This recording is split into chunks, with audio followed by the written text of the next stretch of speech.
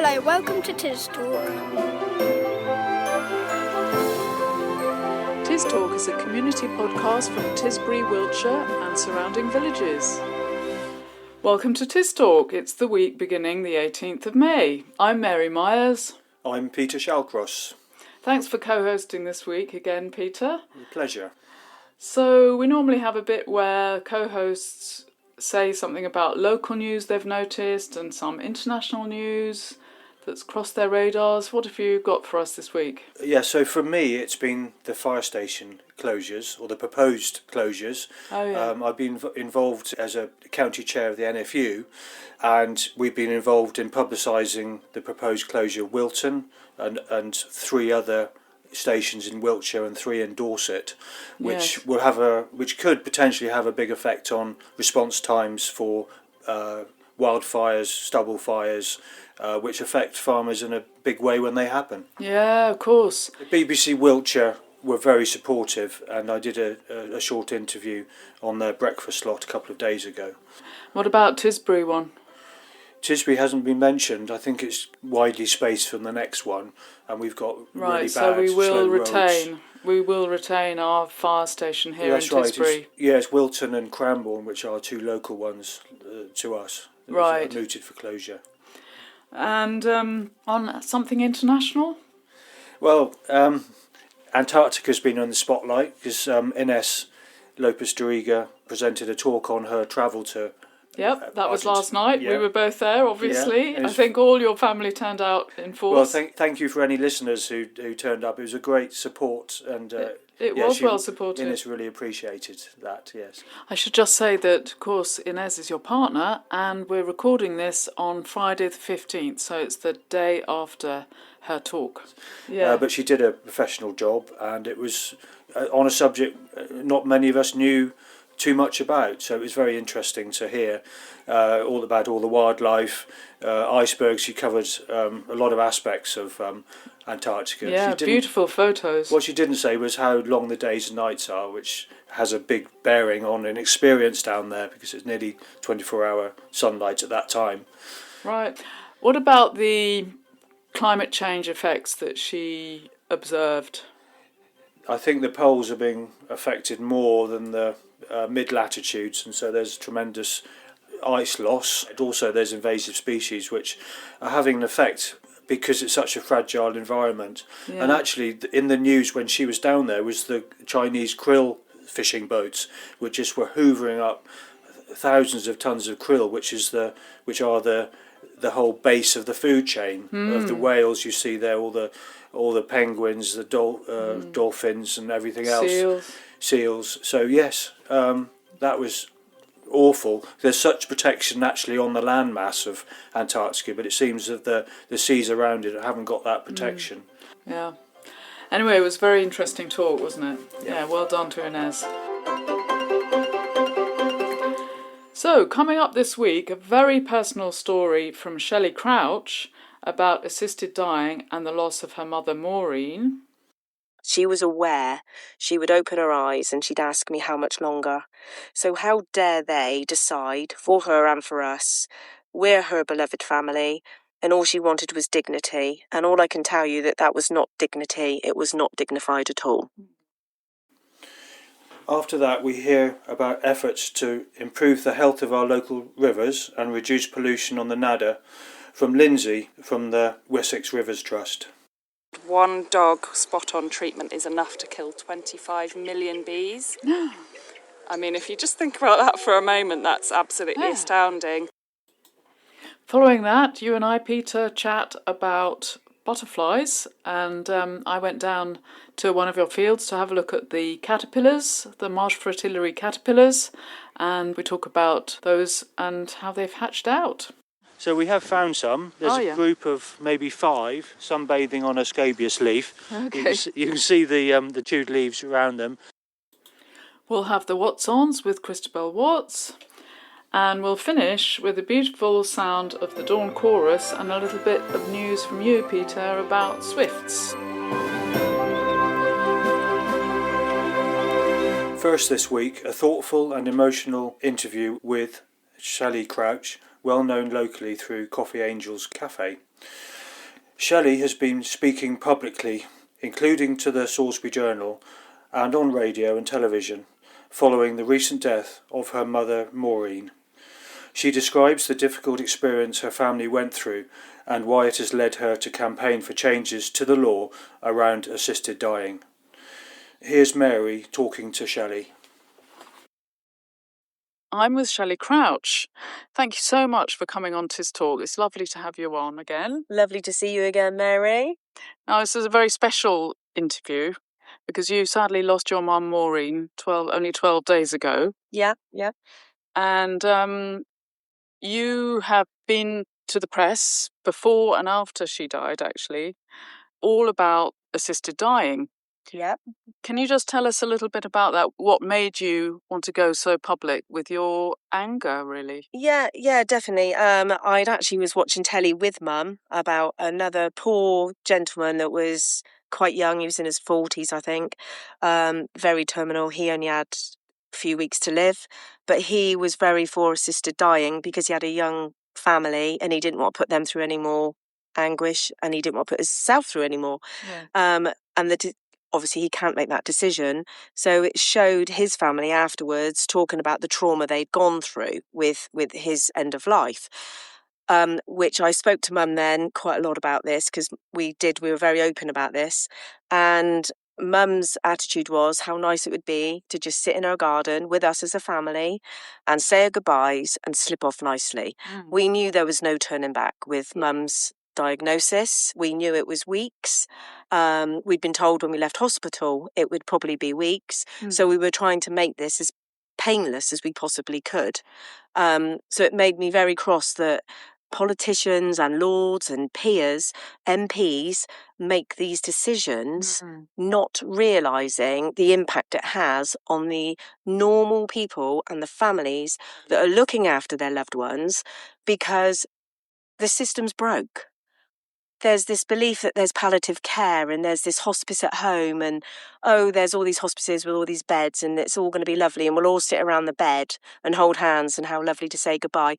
It couldn't have been further than that, Mary. It was distressing, it was traumatising, and it was the last thing my mum would have ever wanted for our goodbyes. And that's why I'm so cross about it. Yes. And you wrote down some of your thoughts immediately afterwards. Do you want to just say anything about what you wrote down? Well, it was the day after, I think. It was all quite traumatic for me and the family, and I think it must have been for Mum. And I literally sat on my bed like at midnight the day after, and I put, who decides? My mum wasn't depressed or disabled. She was actually dying. She had terminal cancer. She wasn't getting any better. She was hurting. She was suffering, and she was waiting for her end. So who decided that this decision was not hers?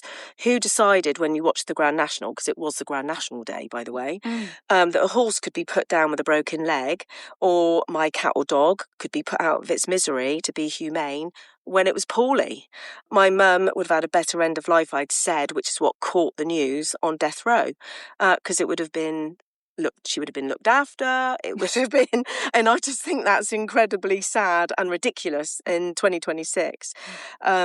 There is safeguarding in place to protect vulnerable and disabled or mental health patients. That's the whole point of safeguarding. So when you know and that person has decided they've had enough, I want to know who says no. Because I know doctors are educated enough to make a professional decision, and it's not just one doctor, it's two or three. So again, we're back to politics, MPs, not taking into the interest of that individual person with coming out with all these excuses that other people won't be safeguarded. I don't believe that. My mum had been positive for 25 years about cancer and fighting her cancer. When it had metastasised, took over her body, she knew her end was near and she wanted to go as quickly and as painless. Her words to me was, why can't we go and sit in the garden? I'll pretend I'm having a vodka and tonic or a vodka and water in her case, and I go to sleep and I say goodbye. And that's what I wanted to do for her, and that's what I couldn't do. They don't live in our world. As far as I'm concerned, my mum had said to me, I don't want to be here anymore. This had gone on for a few nights. The cancer was eating her body inside out, and she'd had enough. Instead, we lived another painful month with her fading away. Her bones actually protruded her body. Her legs were too weak to hold her weight. She didn't have any weight. But unfortunately, her brain didn't falter. She was aware. She would open her eyes and she'd ask me how much longer. So how dare they decide, for her and for us? We're her beloved family, and all she wanted was dignity. And all I can tell you that was not dignity. It was not dignified at all. Shelley explained that she'd emailed John Glenn, our MP, because Glenn actually voted against the assisted dying bill when it went through the House of Commons recently. So I emailed and I said, OK, John, you come and see me.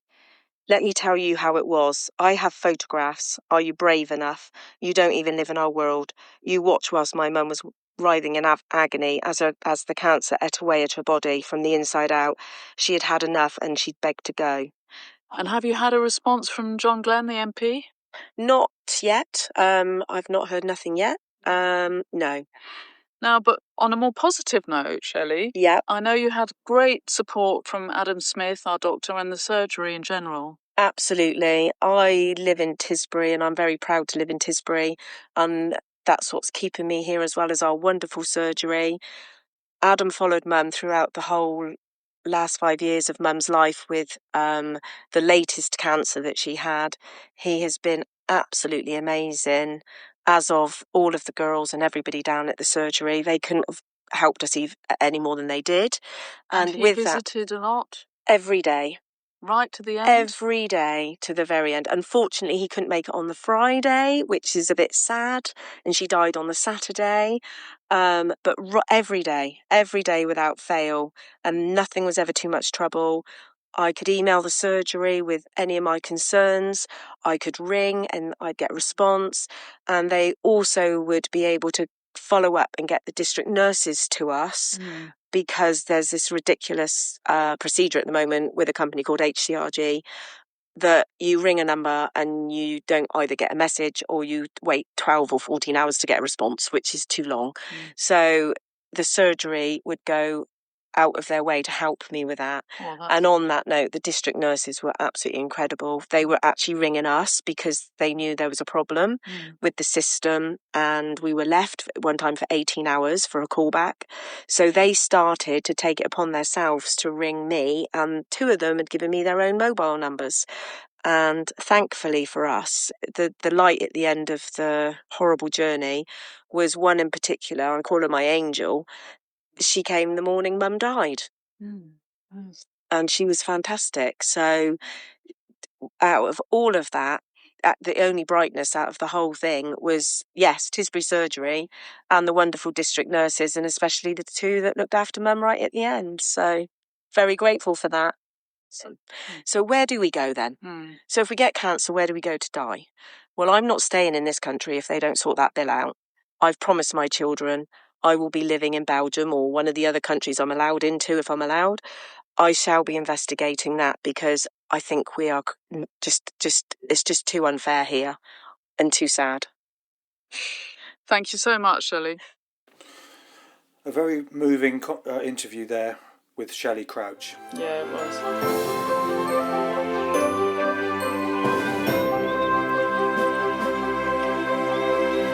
Now, from personal care to caring for the environment, and specifically the river that runs through our valley. I went to talk to Lindsey from the Wessex Rivers Trust, and I met her down by Guy's Patch, just by the Nadder River. I'm with Lindsey Death from Wessex Rivers Trust, and we're just by the Nadder, and we can just listen to it for 1 second here as the Odd Brook flows in. Hello, Lindsey. Thanks for coming on TisTalk. Morning. Thank you so much for giving me the opportunity to chat to you. Yes, so I'm running a project. It's on the headwaters of the Hampshire Avon in lots of specific areas, Tisbury being one of them. So I'd like to be spending quite a bit of time here in the coming months and years. And generally, it's a community engagement campaign. So what I'm wanting to do is bring some messages to the people living on the headwaters of the Hampshire Avon, including on the Nadder, of some of the issues that affect our rivers, and most importantly, what you might be able to do yourself, small changes, river-friendly behaviours and actions, to sort of support people and empower them into small changes they might be able to make that would make a difference. I think there are sort of four main areas. Yeah. So one is about water saving, and that's really highlighting the link between the water that we use every day at home and rivers. So I think a lot has been done in water saving over the years. A lot of people have got a good understanding of it, but it's deepening that idea, and we think that there's still more people can do to. We all need to reduce our water usage, apparently, in the coming years. So that's the first one. The next part of the campaign is called What's Going Down Your Plug Hole. So this is generally, I think if most of us open our bathroom cabinets or our cleaning cabinets, we've got a whole range of different bottles, all aimed at doing a very specific different job. The marketers are very good at marketing products for us for every different problem, and they all contain a lot of different chemicals, and what we're finding is these accumulate in the rivers. They're not all taken out by the sewage systems, which a lot of people expect. A lot of them have quite harsh chemicals, so it's starting that conversation, trying to support people to maybe make a change if they'd like to become more eco-friendly in, say, their cleaning products that they use. If I could just give you an example, most mainstream washing up liquids, if you turn them over, you can see some warning symbols, and it says harmful to aquatic life with long-lasting effect. So I'm not going to name names, but the biggest of the washing up liquids brands out there. That green one that begins with F? Yeah, that's maybe. So actually, if you look at the data sheet for it, if you dig down into the ingredients, it suggests that when you're using this product, you should wear gloves, you should wear eye protection, you shouldn't breathe it in, you shouldn't let children near it, and you should only use it in small amounts. Yet we're using it day in, day out. People may be using a little bit too much, a bigger squirt than they need to, and it does accumulate. And it kills fish. It's not good for fish at all. Right. We know that these labels can be confusing for people, and of course they're out there legally being sold, but we're trying to just highlight in a friendly way some of the things that you can do, some of the changes you could make. You've got the Tisbury supplies on the high street. They do some lovely refills, which are kinder to the environment. Okay. And we're going to be giving a lot of this advice on our website and attending events. I'll be at Tisbury Fete, for example. Right, on the 13th of June. Exactly. But I'm also going to be running some guided walks and talks in Tisbury in early July. What about pet medication and the septic tank issue? Yeah, pet medication. You may have seen this in the news a little bit. It's on the kind of government's agenda at the moment. It's particularly the spot-on treatments for dogs and cats that are used to kill fleas. And what they do is they're very, very good at killing invertebrates. They indiscriminately kill all invertebrates, in fact, and they are pretty toxic. So again, we don't want to come in and say, hey, this is awful, don't do it. We know that, pets are very important. There's millions of them in this country, and people need to keep them safe and don't want to have infestations of fleas and things. But this whole range of chemicals were actually banned in agriculture in 2018 because they're so harmful to invertebrates, to bees and things.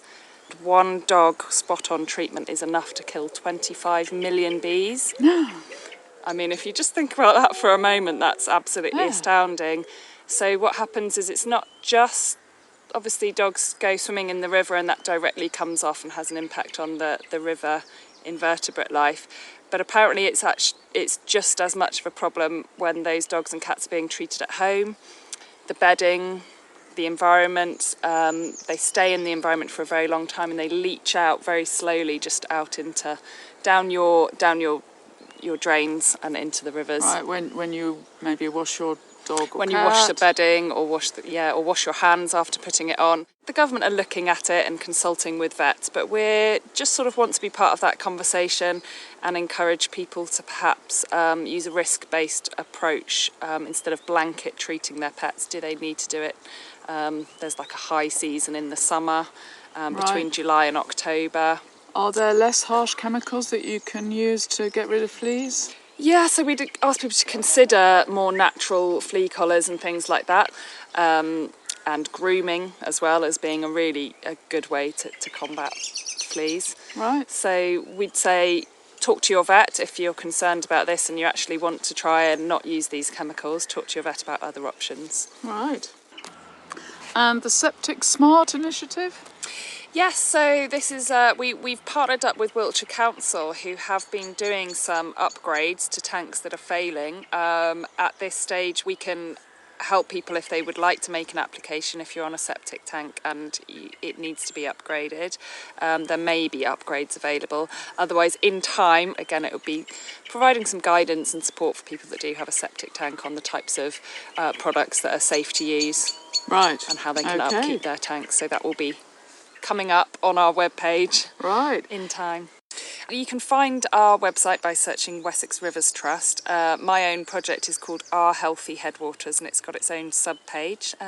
You're welcome to, if it's on this topic, email me directly if you like, and my email address is lindsey.death@wessexrt.org.uk. Thank you very much. Thank you so much. Thanks for giving me the opportunity to chat to you.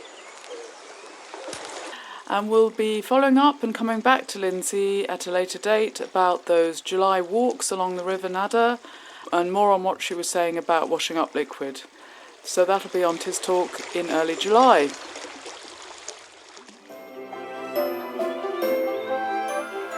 Subscribe to TisTalk wherever you get your podcasts. And now more on the environment, and it's not all doom and gloom, pollution and decline. Our next item is about butterflies and about how you, Peter, have been observing and conserving marsh fritillaries on your land. Right, let's be really careful now. If I lead a little bit. So what we're looking for is looking at these leaves. I think these are actually knapweed, but there's some very similar looking, so we don't tread on anything like that. Okay. And we're looking for nibblings. And then the black caterpillars. And I don't know if they've all separated into solitary caterpillars or whether we'll find some groups. The interesting thing about them coming here, and part of their adaptation to survive, is that there's a predator, a wasp, which parasitises them. And the wasp has 3 generations for every caterpillar's one. The Marsh Fritillaries one, so it can build up numbers really quickly, and it can eradicate nearly all the population. So this clever female, finding this place, she's escaped her nemesis, the parasitic wasp. But it won't be long before they find them. So it's a couple of years of maybe fantastic population here, and then they will be clobbered. But if it wasn't for the wasp, the caterpillars would exhaust their food supply. There'd just be more and more of them. Right. So they'd die of starvation. So a very complicated balance between the wasp, the scabious flowers or the scabious plants, the management, and the butterflies themselves. That's right. So these butterflies exist in different populations, all linked together. And we hope what will happen is this population will go off and find more suitable habitat, again without the wasp. And it'll be a cycle where all of these populations link together, all in a cycle, some being predated by the wasp, some not. So ultimately the whole population survives. 2 years ago I left a strip, like a Mohican strip down the middle, and the Marsh Fritillaries found it because it was that much more rank. It was uncut and tall, and they found the scabious growing in it. Are we going to go and have a look? We'll go and have a look. They're little black caterpillars. Okay, yep. We've got to be very careful in a minute because they're just in and amongst the vegetation. Okay, we're going so we have found some. There's a group of maybe 5 sunbathing on a scabious leaf. Okay. You can see the chewed leaves around them, yes, and the frass, the little balls of muck. Right. And so they're a couple of millimetres long, sort of probably spiky a couple of centimetres. black. Yeah, and Yes. they're much bigger than when I was here last, say a week ago. They're growing fast. Yeah, I see that. And why do they sunbathe, Peter? They're cold-blooded, so they need to warm up. Yes, okay. So it's good we've come here on a sunny morning. Yeah. So these have separated already. There was a group of maybe 50, 100 in one group where they were laid. There's another one. There's some more there. So I'll be very careful. Oh yes. Yes, and then they disperse, and there is quite a predation rate anyway. Yes. But no, there should be good numbers. Yeah. They're doing well. That was, of course, a few weeks ago that I went down with you and saw the caterpillars. and now they've turned into butterflies, which is great. And you've just shown me a photo of one looking gorgeous. I hear now that you're going to organise a little walk down there for people to go and see the butterflies. Is that right, Peter? Yes, I'd love to share the butterflies with other people, and so I'd very much like to gather a few people together and take them to show them the field.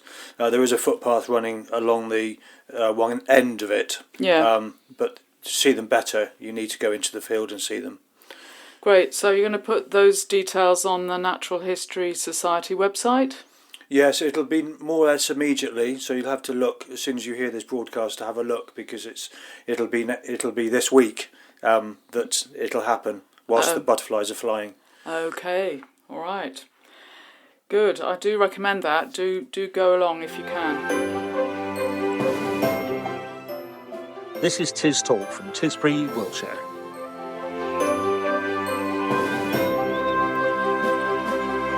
Still to come, we'll finish with some birdsong from around the valley. But first, here's Christabel Watts with this week's What's On listings. Here's what's on in Tisbury and surrounding villages from Monday the 18th of May to Sunday the 24th of May 2026. On Monday the 18th, Greg Ferguson's weekly Strength and Balance class for the more genteel will be moving to Dinton Village Hall at 11 a.m. If you would like to improve your movement and strength in a friendly and supportive atmosphere, message Greg on 07909 037 447. There will be a Tisbury Carnival meeting at 7:30 p.m. in the parish reading rooms. Join them to offer your help and suggestions for this year's carnival on the 19th of September. On Tuesday the 19th, Tisbury Natural History Society will be visiting Fovant Down to look for Duke of Burgundy butterflies with Salisbury Natural History Society. Meet at 1:40 p.m. in the Nadder Centre car park. The Boot Inn have their popular monthly quiz at 8 p.m. On Wednesday the 20th, the Tisbus outing will depart for Cowes Isle of Wight at 8 a.m, returning at 3:30 p.m. Advance booking required. Call Dave Milas on 07 500 802 525 to book your place. Tisbury Games Club will meet at Harry's on the Square starting at 6:30 p.m. and dice down at 9 p.m. If you enjoy easy-to-learn social card and board games, then this is the club for you. Couples, small groups or solo players welcome. Tisbury Gardening Club are meeting at 7:30 p.m. at the Methodist Hall with the speaker Dr. Francis Burrows talking about how to catch the eye of the judge, which may come in use for showing produce at the annual open show in August. On Thursday the 21st, the monthly Wiltshire Site Hub Advice and Social Group will be at the Nadder Centre. Drop in between 11 a.m. and 1 p.m. for the friendly social group, or book an appointment with an advisor between 11 a.m. and 12 p.m. by calling 01380 723 682. There will be an afternoon tea with TisTalk and John Lindley from 2:30 till 4:15 p.m. in the Victoria Hall. £5 for tea, coffee and fabulous cakes. Flexi dance classes for kids aged 4 to 12 are held every week after school at the Nadder Centre. Book a free trial by contacting Lexi on 07771 623 761. She also runs dance classes for adults in the evening. Then, on Friday the 22nd, Teffant Village Hall's Curry and Quiz Night is at 7 p.m. Join them for a fun evening with vegetarian or chicken curries homemade by people in the village and a bar. £15 per person. Please pre-order your food by emailing emma@rixonbrown@gmail.com. Tisbury Community Choir have their summer concert at 7:30 p.m. at the Victoria Hall in aid of Salisbury Hospice, with music from the Great American Songbook, including Irving Berlin, Cole Porter, Rodgers and Hammerstone, and the Gershwins. On Sunday the 24th, Exhibition on Screen's award-winning film about Frida Kahlo will be shown at the Victoria Hall at 7 p.m. Go to newvictisbury.com for tickets. And that's all for the What's On listings. Have a great week.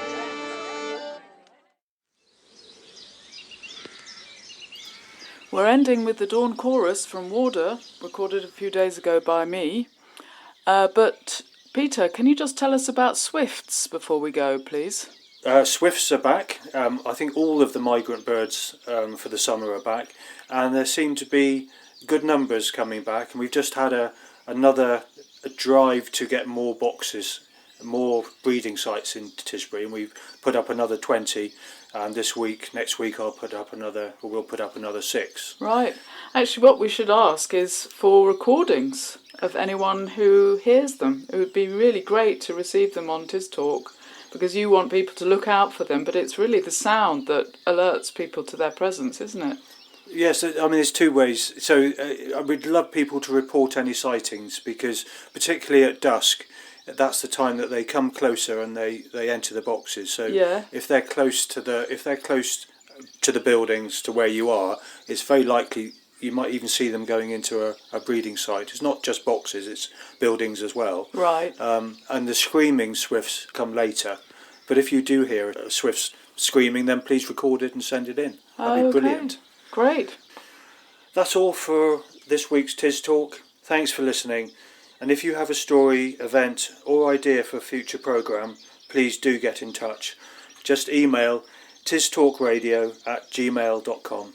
We'll be back next week with more stories and interviews from Tisbury and our beautiful Nadder Valley. Bye. Goodbye.